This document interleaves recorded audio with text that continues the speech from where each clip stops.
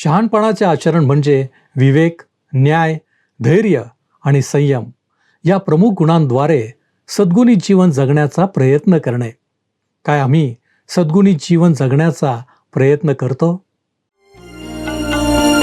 उपासना उपासना उपासना उपासना प्रभुजी करो उपासना प्रभुजी करो उपासना उपासना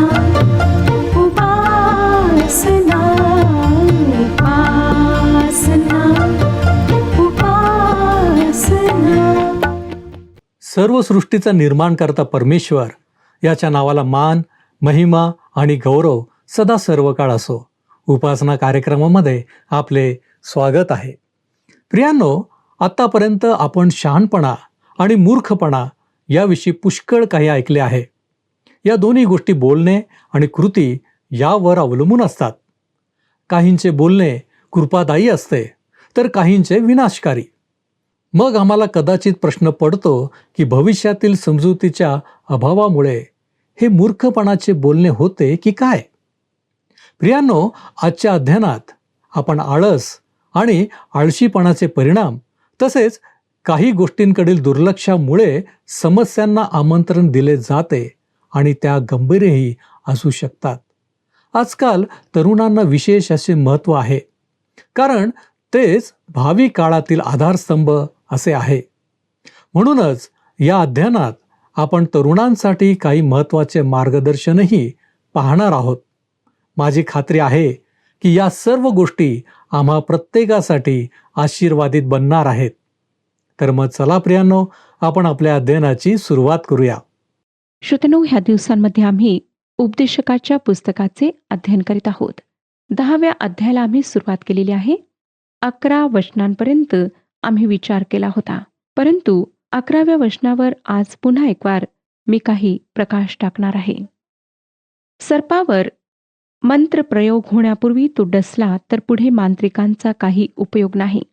अशी घातकी वृत्तीची व्यक्ती तुमचा मित्र असल्याचे नाटक करते, पण तुम्ही तिच्याशी कितीही चांगले राहिलात तर एक दिवस ती तुम्हाला सर्पाप्रमाणे दंश करेल. असे लोक हिरवळीतल्या हिरव्या सापाप्रमाणे असतात. ते चटकन नजरेस येत नाहीत. आमच्या अवतीभोवती असे अनेक लोक आहेत की जे ते बोलतात ते खरे असत नाही. अशाच प्रकारचे विश्वासघाताचे दुःख दाविदानेही अनुभवले. त्याचा मित्र अहितोफेल याने दाविदाचा विश्वासघात केला तेव्हा त्याने ते अनुभवले. तो दाविदाचा मित्र व सल्लागार होता आणि तो दाविदाला सोडून देऊन अबशालोमाने दाविदाविरुद्ध बंड केले तेव्हा त्याला जाऊन मिळाला. यामुळे दाविदाला फार मोठे दुःख झाले. मला वाटतं की अबशालोमाच्या बंडानंतरचा दावीद एक भग्न हृदयी माणूस असावा. या बंडापूर्वीचा दावीद एक धडाडीचा राजा होता, पण या बंडानंतर तो एक वृद्ध माणूस झाला. त्याने आपल्या वेदना 55 ह्या स्तोत्रामध्ये व्यक्त केल्या आहेत. त्यावरून आम्हाला हे चित्र दिसते. अशा गोष्टी घडण्याची शक्यता असल्याने प्रत्येकाने खबरदारी घ्यायला हवी असे शल्मोन या वचनातून आम्हाला सांगतो. आज सर्वसाधारण माणसाची हीच वृत्ती आहे. आपण चांगले तर सर्व चांगले अशा वृत्तीने तो चालतो आणि अमुक अमुक व्यक्तीपासून सावध राहा असे त्याला सांगण्यात येते. मग हा माणूस जेव्हा त्या व्यक्तीला भेटतो तेव्हा त्याच्याशी गोड गोड बोलतो खरा, पण तो काय बोलतो याची तो काळजी घेतो, कारण ती अमुक व्यक्ती तुझ्या बोलण्याचा विपर्यास करेल असे त्याला सांगण्यात आलेले असते. कधी कधी असं वाटतं श्रोत्यांनो की अशा व्यक्तीशी समोरासमोर बोलून ती जी चूक करीत आहे ते तिला दाखवून द्यावे. परंतु मला माझ्या अनुभवातून हेच समजले आहे की अशा व्यक्तीला जर तिचे हे वागणे दाखवून दिले तर ती व्यक्ती तुमच्यावर अधिक वाईट रीतीने हल्ला करेल. 10वा अध्याय 12व्या वचनामध्ये शल्मोन लिहितो. 10वा अध्याय 12वे वचन, शहाण्याच्या तोंडचे शब्द अनुग्रहपर असतात, पण मूर्खाचे तोंड त्यालाच ग्रासते. मूर्खाचे शब्द त्याला ग्रासतात आणि त्याच्या सभोवती असलेल्यांनाही ग्रासतात. म्हणून मैत्री करण्याविषयी व योग्य मित्र मैत्रिणी निवडण्याविषयी आम्ही काळजी घ्यायला हवी. शिक्षकाच्या पेशात असताना मी माझ्या विद्यार्थ्यांना नेहमी सांगत असे की या काळात तुम्ही ज्यांच्याशी मैत्री कराल ते तुमचे आयुष्यभराचे मित्र राहणार आहेत. कदाचित यांच्यातून तुम्ही तुमचे जीवन साथीदारही निवडाल. आणि काहींनी अर्थातच तसे केले, म्हणून तुम्ही कोणाशीही मैत्री करताना काळजीपूर्वक मैत्री करा. कारण काही लोक असे असतात की तुमचा नाश व्हावा अशी त्यांची इच्छा असते. मी माझ्या लेकरांनाही हाच सल्ला देते. काही लोक जोगी सापासारखे असतात. तुम्ही त्यांच्याशी चांगले वागाल तोपर्यंत सर्व काही व्यवस्थित राहील, परंतु थोडेसे काही तुमच्याकडून बिनसले तर ते तुम्हाला दंश करायला मागे पुढे पाहणार नाहीत. म्हणून त्यांच्यासमोर तुम्ही कसे वागता याची काळजी घ्या. हा एक चांगला परंतु तडजोडीचा सल्ला आहे. नंतर 13 आणि 14 वचनांमध्ये तो म्हणतो, 13व आणि 14व वचन, त्याच्या तोंडच्या शब्दांच्या आरंभी मूर्खपणा व त्याच्या भाषणाच्या अंती अपायकारक वेडेपणा असतो. मूर्ख फार वाचाळपणा करीतो, परंतु पुढे काय होणार हे मनुष्याला ठाऊक नसते. त्याच्या मागे काय होणार हे त्याला कोणाच्याने सांगवेल. ही गोष्ट अगदी खरी आहे. गट चर्चेच्या वेळेस तुम्हाला या गोष्टीचा अनुभव आला असेल. गट चर्चेमध्ये संयोजक एखादा विषय तुम्हाला चर्चेसाठी देतात आणि बहुधा प्रत्येक गटामध्ये असा एखादा बडबडा माणूस असतो की त्याला सर्वच गोष्टी स्वतःच बोलायला आवडतात आणि बऱ्याचदा त्याचे बोलणे मूर्खपणाचे व अर्थहीन असते. या माणसाने आपले तोंड बंद ठेवले तर किती बरे होईल असे त्या गटातल्या इतर सर्वांना वाटते. याच कारणाकरिता मला गटचर्चा आवडत नाही. त्याऐवजी लोकांना आपले प्रश्न कागदावर लिहून मग ते वक्त्याला किंवा संयोजकाला द्यायला लावणे सोयीस्कर ठरते. तसे केले नाही तर तुम्हाला मग मी जो सांगितला तसा एखादा वाचाळ माणूस गटामध्ये नक्कीच सापडेल. असा माणूस तापदायक लोकांच्या वर्गात मोडतो. कोणी असे म्हटले आहे की अशा लोकांचा मेंदू त्यांच्या तोंडाला चावी देतो. एकदा त्या तोंडाने बडबड सुरू केली की मेंदू कार्य करणे थांबवतो, म्हणजे केवळ तोंडच बडबड करत राहते. आता 15व्या वचनात या संदर्भात तो काय म्हणतो पहा. मूर्ख श्रम करून करून थकतो, पण त्याला शहराची वाट देखील उमगत नसते. आपले श्रम कसे वाचवावेत हे मूर्ख जाणत नाही. अर्थातच तो ते अधिक वाढवतो. मुद्देसूद बोलणे, आटोपशीर काम करणे या गोष्टी मूर्खाच्या ध्यानी नसतात. यानंतरच्या वचनात उपदेशक, राजा व अधिकारी यांच्याविषयी काही गोष्टी आम्हाला सांगतो. वाचूया 16व वचन. हे देशा, तुझा राजा अल्पवयी असला व तुझे सरदार प्रातकाळी उठून खातपीत बसले तर तुझी केवढी दुर्दशा. आपला राजा अल्पवयीन आहे या परिस्थितीचा फायदा घेऊन सरदार मंत्री जर मौज मजा ऐशराम करण्यात वेळ घालवत असतील तर त्या देशाची नक्कीच मोठी दुर्दशा होईल. प्रजेचे मोठे हाल होतील. असे सरदार आपल्या देशाकरिता आशीर्वाद नाही तर नाशाचे कारण होतात. 17व वचन. हे देशा, तुझा राजा कुलीन घराण्यातला असला व तुझे सरदार नशेसाठी नव्हे तर बलप्राप्तीसाठी योग्य वेळी भोजन करीत असले तर तू धन्य. दुर्दैवाने असे दृश्य फारसे दिसत नाही. आमच्या देशातली मोठी समस्या दारूबाजी आहे. लाखो लोक दारूच्या अधीन आहेत आणि ही एक चिंतेची बाब आहे. आमच्या देशातल्या राजकीय पुढारी व प्रशासकांमध्येही हे प्रमाण जास्त दिसते. परंतु ज्या देशाचे अधिपती नशेसाठी नाही तर बलप्राप्तीकरिता योग्य वेळेस भोजन करतात तो देश धन्य. जो माणूस स्वतःवर नियंत्रण ठेवत नाही, एका अचेतन गोष्टीच्या अधीन राहतो, तो हजारो व लाखो लोकांची जबाबदारी कशी पेलणार. पुढे शल्मोन आळशीपणाविषयी काही सांगत आहे. 10वा अध्याय आणि 18व्या वचनामध्ये तो म्हणतो, आळसाने घराचे छप्पर खाली येते, हाताच्या सुस्तीने घर गळते. आळशीपणा, नाकर्तेपणा ही एक मोठी उणीव आमच्यापैकी अनेकांमध्ये दिसून येते. दे रे हरी पलंगावरी ही वृत्ती अनेकांमध्ये आहे. ठीक आहे, चालवून घ्या, मनस्ताप करून घेऊ नका, असले सल्ले लोक एकमेकांना देत असल्याचे मला अनेकदा ऐकायला मिळते. पण आपले काम मन लावून करणाऱ्या व्यक्ती फार कमी आढळतात. तुम्हाला माहीत आहे का की या विश्वाचा निर्माणकर्ता प्रभू परमेश्वर हा सतत काम करतो. त्याचा पुत्र प्रभू येशू ख्रिस्त आमच्याकरिता 24 तास पित्याजवळ मध्यस्थी करतो आणि त्यांच्यापासून निघणारा पवित्र आत्मा तुमच्या व माझ्यामध्ये या क्षणीही कार्य करीत आहे. पवित्र त्रैक्यातील प्रत्येक व्यक्ती तुमच्या व माझ्याकरिता या विश्वाकरिता कार्यमग्न आहे. मग तुम्ही व मी जी निर्मिती आहोत त्या आम्ही आळशीपणा करणे उद्धटपणाचे ठरेल की नाही. आणि हा आळस आम्हालाच भोवण्यासारखा आहे. कारण आळस सर्व प्रकारच्या अरिष्टांना विशेष रीतीने दारिद्र्याच्या अरिष्टाला आमंत्रण देतो. पुढे उपदेशक 19व्या वचनात म्हणतो, ख्याले खुशालीसाठी मेजवानी करीतात, द्राक्षरस जीवास उल्हास देतो, पैशाने सर्व काही साध्य होते. लोकांना तडजोड करणे जास्त सोपे वाटते. मेजवान्या करून, दारू पाजून हव्या त्या गोष्टी साध्य करणे श्रीमंतांना सहज शक्य होते. 20वं वचन, तू आपल्या मनातही राजाला शाप देऊ नको, आपल्या निजावयाच्या खोलीत सुद्धा श्रीमंतास शिव्या शाप देऊ नको. कारण अंतराळातले पाखरू तुझे शब्द घेऊन उडून जाईल, पक्षी तुझी गोष्ट प्रगट करील.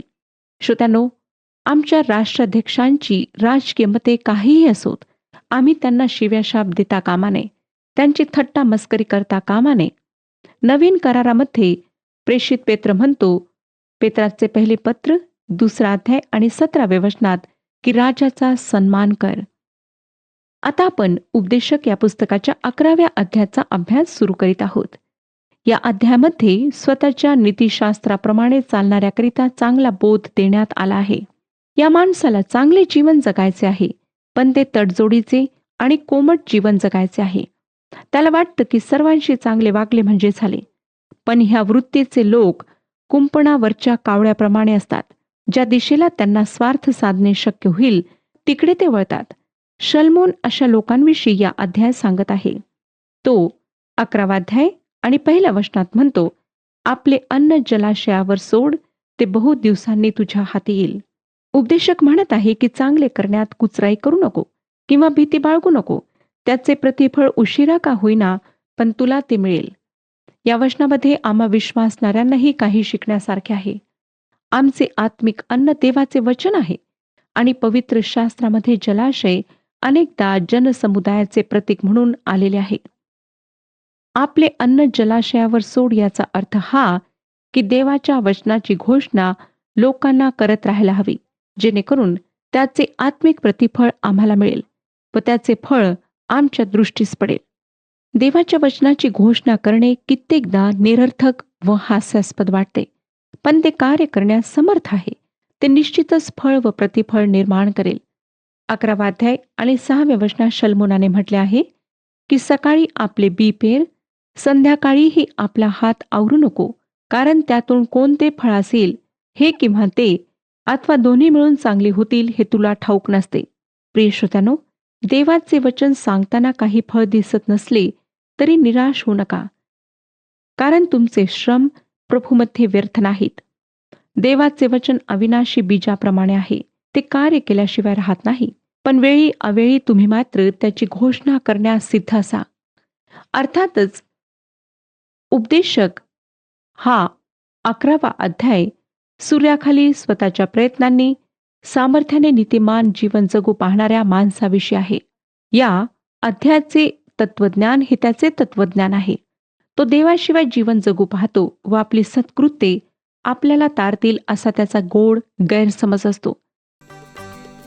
शेवटी प्रभू राया, बिलगले तुझिया पाया, गेले रे गेले माझे आजवरी जन्म वाया. शेवटी प्रभू राया, बिलगले तुझिया पाया, गेले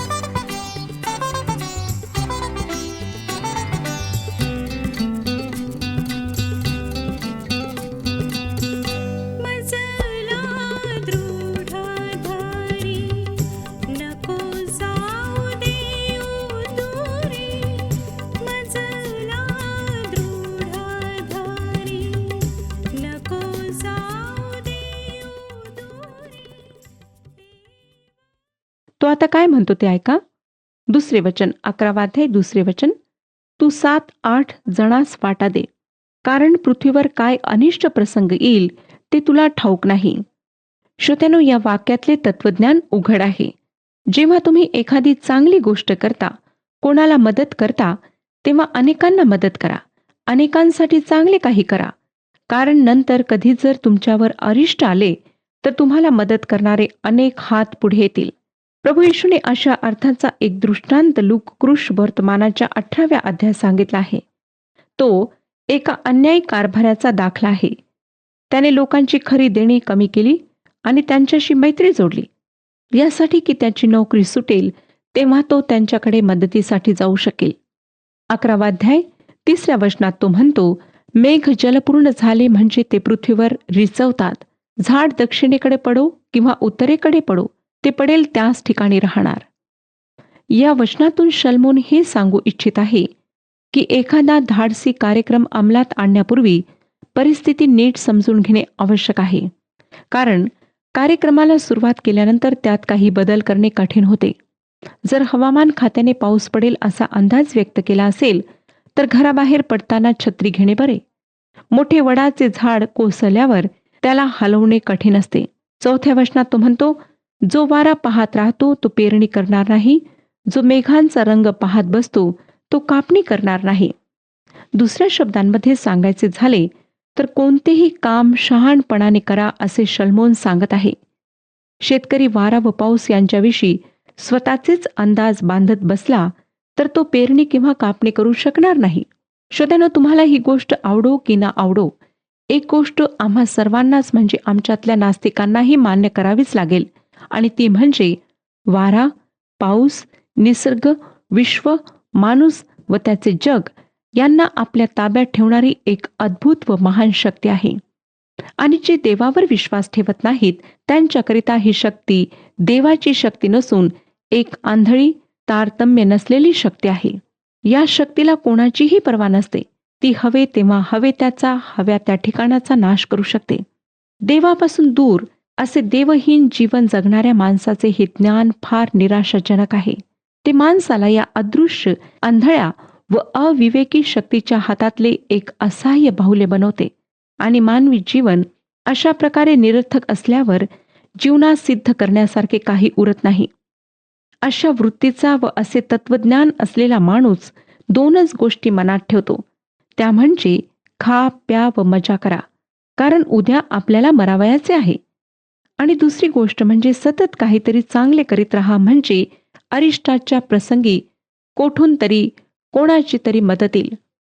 श्रोत्यानो, हे तत्वज्ञान बाळगणाऱ्या माणसाचे जीवन कसे अधांतरी टांगलेले, अनिश्चित, दिशाहीन जीवन वाटते, होय ना? परंतु ख्रिस्ती विश्वासणाऱ्याचे तत्वज्ञान, त्याचा जीवनाविषयी, देवाविषयी दृष्टिकोन त्याला सुरक्षितता व या विश्वामध्ये एक निश्चित स्थान देतो. त्याला ठामपणे हे माहीत आहे की या निसर्गाचे नियंत्रण करणारी शक्ती कोणती आंधळी शक्ती नाही, तर देवाचे प्रचंड सामर्थ्य आहे, त्याची शक्ती आहे, आणि तो निसर्गातल्या प्रचंड हालचाली घडू देतो. त्यामागे त्याचा काही हेतू असतो. माणूस हा देवाच्या हातातले असहाय्य बाहुले नाही, तर माणूस देवाने आपल्या प्रतिमेत बनवलेली देवाची एक सुंदर निर्मिती आहे. आणि देवाने माणसाला स्वतंत्र इच्छा दिलेली आहे. माणूस ज्या गोष्टी करतो त्याच्या परिमाणांकरिता तोच बहुतांशी जबाबदार असतो. तसेच जेव्हा माणूस देवाने येशू ख्रिस्ताद्वारे जे तारण दिलेले आहे त्याचा स्वीकार करतो, तेव्हा त्याचे जीवन येशू ख्रिस्तामध्ये अधिक सुरक्षित बनते. त्याच्या जीवनात त्याला सर्व गोष्टी मिळून त्या त्याच्या कल्याणाकरिता होतात, कारण ख्रिस्ताद्वारे जे देवाचे पुत्र व कन्या झाले आहेत त्यांच्यावर तो सतत नजर ठेवतो.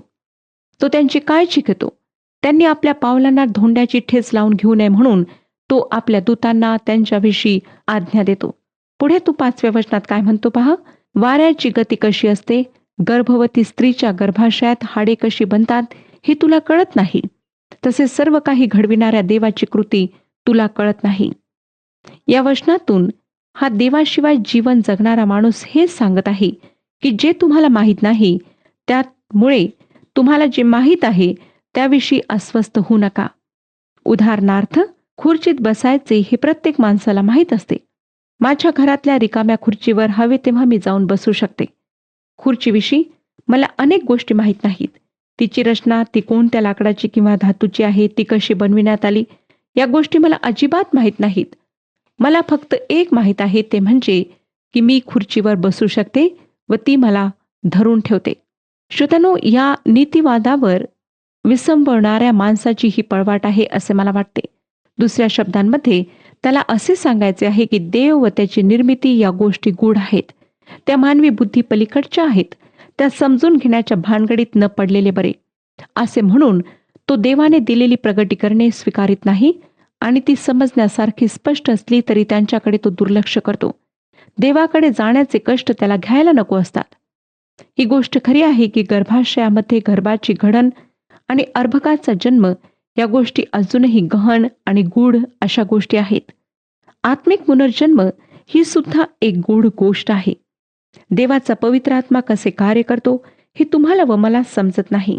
प्रभू येशू ख्रिस्ताने योहान कृष्णवर्तमान 3 अध्याय आणि 8व्या वचनात म्हटले, वारा पाहिजे तिकडे वाहतो आणि त्याचा नाद तू ऐकतोस, तरी तो कोठून येतो व कुठे जातो हे तुला कळत नाही. जो कोणी आत्म्यापासून जन्माला त्याचे असेच आहे. श्रोत्यानो, अशा अनेक गोष्टी आहेत की ज्या आम्हाला समजत नाहीत, परंतु देवाने त्याच्या आत्म्याद्वारे प्रगट केलेल्या गोष्टी आम्ही विश्वासाने मात्र स्वीकारू शकतो. नेमकी हीच गोष्ट या उपदेशकाने लक्षात आणलेली नाही. 7 आणि 8 ह्या वचनांमध्ये तो पुढे म्हणतो, प्रकाश खरोखर मनोहर असतो, सूर्यदर्शन नेत्रास रम्य असते. मनुष्य कितीही वर्षे जगला तरी त्याने ती आनंदाने घालवावी. अंधकाराचे दिवस बहुत असणार हे तो मनात वागो. जे प्राप्त होणार ते सर्व व्यर्थच आहे. पुढे अंधकाराचे दिवस जास्त असणार आहेत म्हणून आताचे जीवन सुखात आनंदात घालवावे, मौज मजा करावी, हेच तत्वज्ञान या ठिकाणी पुन्हा सांगण्यात आले आहे.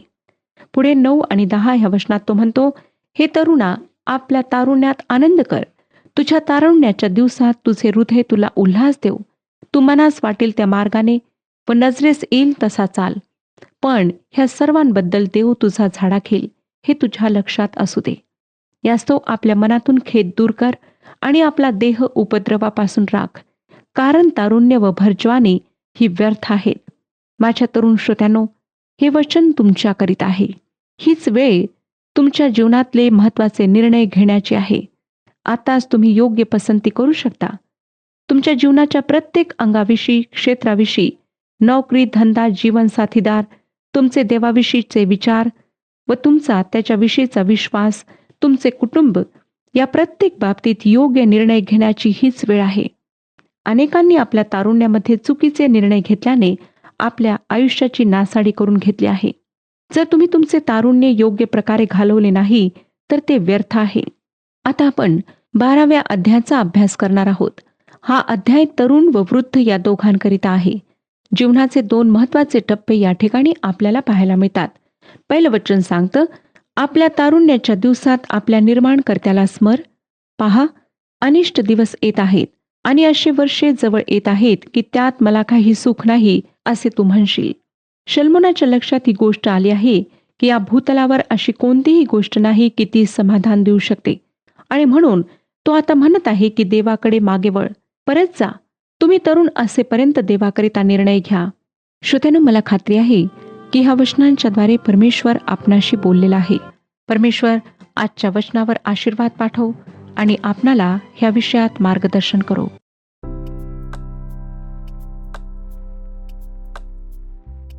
मागील कार्यक्रमातील प्रश्नाचे उत्तर आहे दी. सूड घेणे माझ्याकडे आहे, मी फेड करीन असे प्रभू म्हणतो.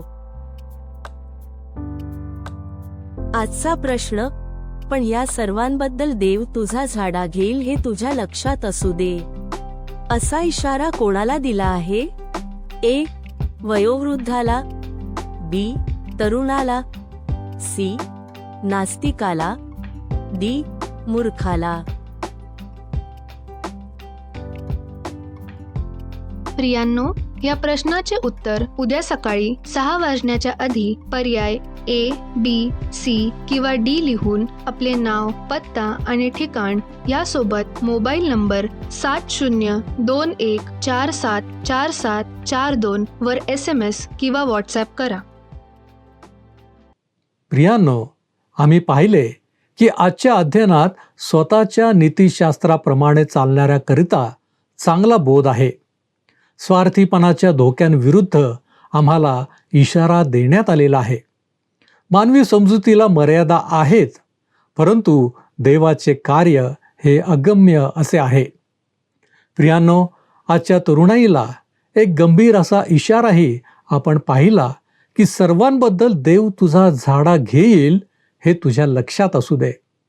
काय आम्ही आमच्या तरुणांना योग्य मार्गात चालण्यासाठी प्रोत्साहन देणार आहोत? शहाणपणाचे आचरण करण्यासाठी आम्ही अधिक प्रयत्न करणार आहोत? आपण प्रार्थना करूया. प्रभूजी, आमच्यावरती तू प्रीती करणारा देव आहेस. आमच्या जीवनासाठी तू मार्ग दाखवणारा आमचा प्रभू आहेस. आणि प्रभूजी, आम्ही तू दाखवलेल्या मार्गामध्ये चालावं ही तुझी इच्छा देखील आहे. आज तू आम्हाला पुन्हा एक वार आठवण करून दिलेली आहे की योग्य मार्गाने चालण्यासाठी आम्ही सदैव प्रयत्नशील असावं. प्रभू, आम्हाला ठाऊक आहेत की अनेक तरुण चुकीच्या मार्गाने जाणारे आहेत, परंतु प्रभूजी, तुझी कृपा ज्यावेळेस तू आम्हाला पुरवतोस, आमचे तरुणही योग्य मार्गामध्ये येण्यासाठी प्रभूजी उत्सुक होतात. आणि म्हणूनच आज आम्ही त्यांना तुझ्या पवित्र हातामध्ये सोपितो. प्रत्येकाच्या अंतःकरणाला तू स्पर्श कर आणि प्रभूजी, तुझ्या इच्छेने तुझ्या मार्गांमध्ये चालण्यासाठी तू आम्हा प्रत्येकाला सहाय्य कर. तारणारा प्रभू येशू ख्रिस्त याच्या गौरवी नावात ही प्रार्थना केली आहे, म्हणून तू ऐक. आमेन. तुम्ही प्रभूमध्ये प्रकाश असे आहात. प्रकाशाच्या प्रजेसारखे चाला. प्रभू आपणाबरोबर सदैव असो.